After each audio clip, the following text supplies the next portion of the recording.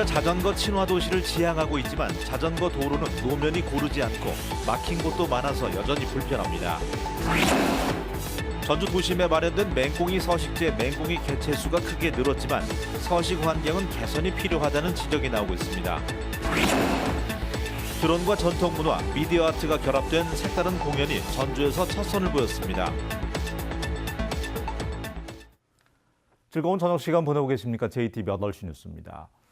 전주시가 자전거 친화 도시를 지향하고 있지만 여전히 자전거를 타고 길을 나서려면 큰 마음을 먹어야 합니다. 울퉁불퉁한 노면에 장애물도 적지 않아서 탑승자가 차도로 내몰리는 일도 많습니다. 나금동 기자가 취재했습니다. 자전거 동호회원들에게 전주시청에서 덕진광장까지 달려달라고 요청했습니다.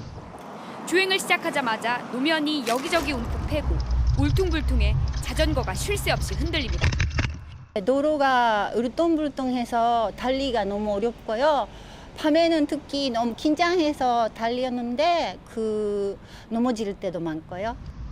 불법 주차된 차량들이 막아서거나 자전거 도로에 버스 정류장이 들어선 곳도 적지 않고 보행자를 피해 찻길로 내려서야 하는 일도 다반사입니다. 보행자들도 이렇게 생각을 해야 되고 그리고 불법 주차된 차량들이 너무 많아서 그 차량들을 피해 다니는다는 것이 굉장히 어렵고요. 기존 인도에 자전거 도로를 설치한 곳이 많고 아직은 전용 도로가 턱없이 부족하기 때문입니다. 전주의 자전거 도로 81개 노선 408km 가운데 전용 도로는 4개 노선 11.7km로 3%에도 미치지 못합니다. 사실상 마음껏 달릴 수 있는 자전거 도로가 없는 셈입니다. 사정이 이렇다 보니 전주시가 자전거 도로를 설치하기 시작한 지 20년이 다 됐지만 자전거의 수송 분담률은 3.1%에 불과합니다.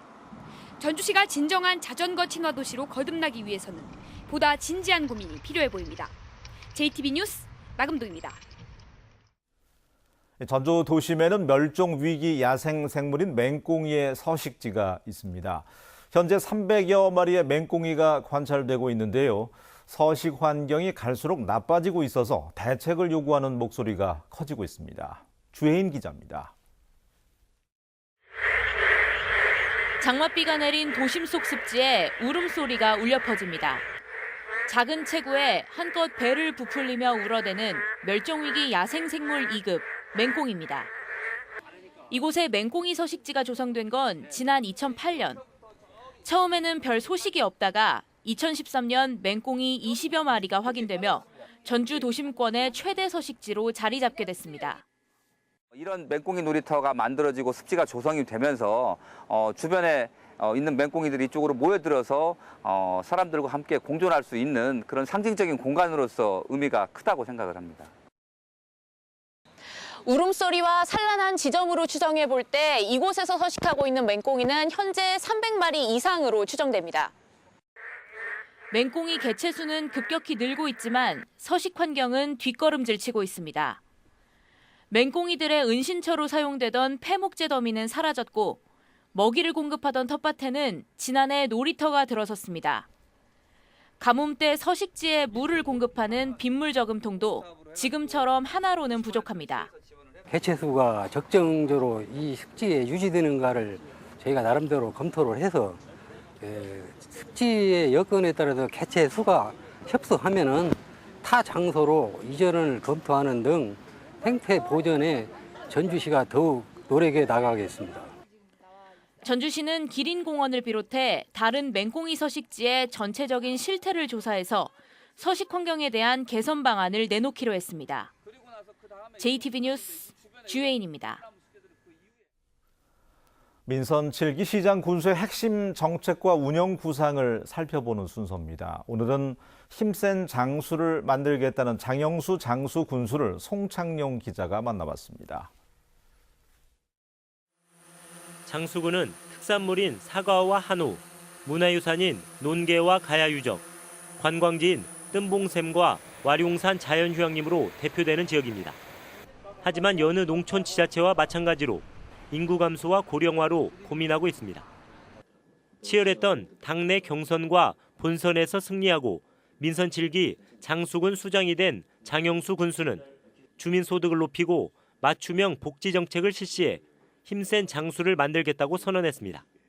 장수의 장자는 으뜸이라는 뜻도 갖고 있습니다. 가장 장수다운 장수, 그리고 힘센 장수, 변방이 아닌 장수가 작지만 강한 장수를 만들겠다는 그런 뜻입니다. 구체적으로 무상퇴비 150만 포를 지원하고 명품 목장단지를 조성해 농가 소득을 높이고 와룡산 자연휴양림의 유아숲을, 방화동에 억새숲을 만들어 관광산업을 육성하겠다고 밝혔습니다. 장수 복합문화센터 건립과 천원 파마 등 효 바우처 제공, 공공형 키즈카페 설치 등 주민 복지 사업도 챙기겠다고 덧붙였습니다. 이를 뒷받침하기 위해 필요한 예산은 집권 여당의 인맥을 활용해 마련하겠다는 구상입니다.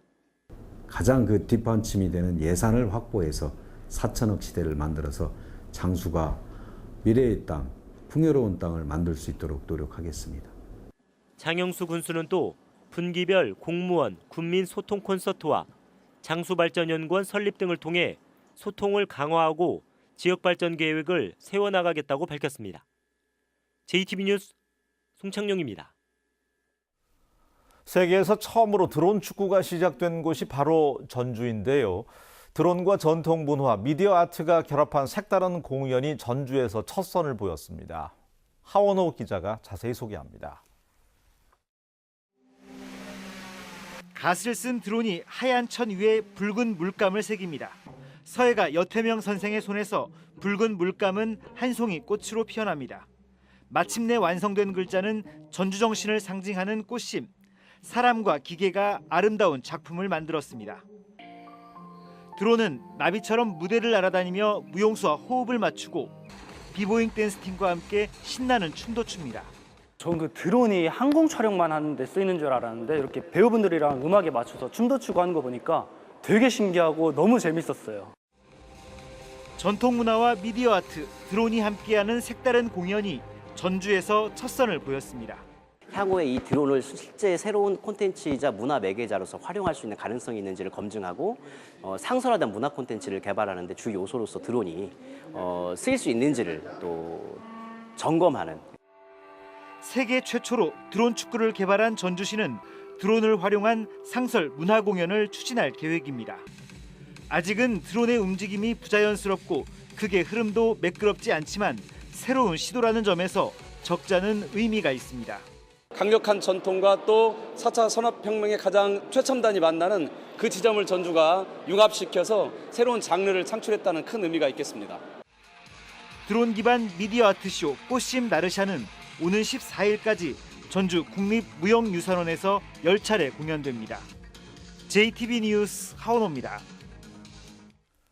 전주시가 탄소 소재 국가산업단지에 강소기업 100개사를 유치하기로 했습니다. 전주시는 내년 12월에 공사에 들어가는 탄소 국가산업단지에 탄소 소재 부품 산업, 낚시, 라이딩, 트레킹 등 스포츠 레저 산업과 연계한 강소기업 100개사를 유치해서 육성할 계획이라고 밝혔습니다. 전주시는 탄소 융합기술원과 탄소 복합재 신뢰성 시험 평가센터를 통해서 탄소 기업을 지원할 계획입니다. 경로당의 심폐소생장비 설치를 의무화하는 법안이 발의됐습니다. 국회 김광수 의원은 70세 이상 노인에서 심정지 환자가 크게 증가하는 현실을 고려해서 이 같은 내용을 담은 자동 심장 충격기 설치 법안을 발의했다고 밝혔습니다. 김 의원은 노인들의 심정지 위험이 훨씬 높지만 경로당조차 심장 충격기 설치율이 1.4%에 그쳐서 법안을 발의했다고 말했습니다. 상습 침수 지역인 군산시 옥서면이 배수 개선 사업지구로 지정돼서 내년부터 93억 원이 투입됩니다. 군산시 옥서면 일대는 지난 2016년 배수 개선 사업지구로 지정됐으며 저지대 농경지에 배수로를 설치하는 등 배수 개선 공사가 마무리되면 농작물 침수 피해를 근본적으로 예방할 수 있을 것으로 기대됩니다. 전라북도가 농촌마을의 환경 개선을 위해서 마을 정원 조성을 지원합니다. 전라북도는 마을 한 곳당 2억 원을 지원해서 가로수를 심고 경관숲을 조성할 수 있도록 돕기로 했습니다. 전라북도는 올해 5곳을 비롯해서 오는 2022년까지 공모를 거쳐 25곳을 지원 대상으로 선정합니다. 축사의 기온이 27도를 넘으면 젖소의 생산성이 크게 떨어지는 것으로 나타났습니다. 농촌진흥청이 국내에서 많이 키우는 젖소인 홀스타인 품종을 연구한 결과 축사의 기온이 27도를 넘으면 22도일 때보다 우유의 생산량이 8%가량 줄었습니다.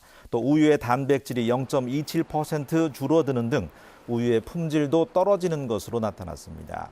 농촌진흥청은 한여름에는 선풍기와 그늘막으로 축사의 온도를 낮추고 사료를 주는 횟수를 늘려야 젖소의 생산성을 유지할 수 있다고 밝혔습니다. 군산 주점 방화 사건으로 인한 사망자가 5명으로 늘어났습니다. 경찰과 소방당국은 군산 주점 화재로 중화상을 입고 서울의 한 병원에서 치료를 받던 58살 김모 씨가 어제 오후 4시쯤 숨졌다고 밝혔습니다. 지난달 17일 55살 이모 씨가 군산시 장미동의 한 주점에 지른 불로 지금까지 김 씨를 포함해서 모두 5명이 숨지고 29명이 화상 등을 입어서 병원에서 치료를 받고 있습니다. 오늘 오전 10시 50분쯤 군산시 미장동의 한 아파트 10층에서 불이 났습니다. 이 불로 인명피해는 없었지만 주민들이 옥상으로 대피하는 소동을 빚었습니다. 경찰과 소방당국은 정확한 피해 규모와 화재 원인을 조사하고 있습니다. 이에 앞서 오전 8시 10분쯤에는 김제시 만경읍에 있는 두부 생산 공장에서 불이 나 소방서 추산 1억 5천만 원의 재산 피해를 내고 30분 만에 진화됐습니다. 경찰은 전기 설비에서 불이 시작된 것으로 보고 정확한 화재 원인을 조사하고 있습니다. 날씨입니다. 전북은 내일 대체로 맑다가 오후부터 점차 흐려지겠습니다. 낮 최고 기온은 전주와 완주가 29도, 익산이 28도, 군산 27도 등 25도에서 29도의 분포가 예상됩니다. 대기의 확산이 원활해서 미세먼지 농도는 좋음 수준을 보이겠습니다. 월요일인 모레는 장마 전선의 영향으로 비가 내리겠고 비가 그친 뒤에는 당분간 무더운 날씨가 이어지겠습니다. 뉴스를 마칩니다. 고맙습니다.